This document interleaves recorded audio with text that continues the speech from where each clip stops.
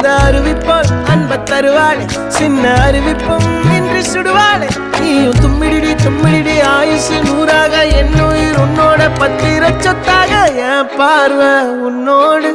உன் பொம்மை கண்ணோடு பேசாமல் விண்ணோடு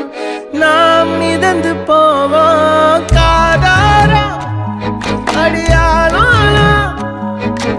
நான் தாங்க மாறோடு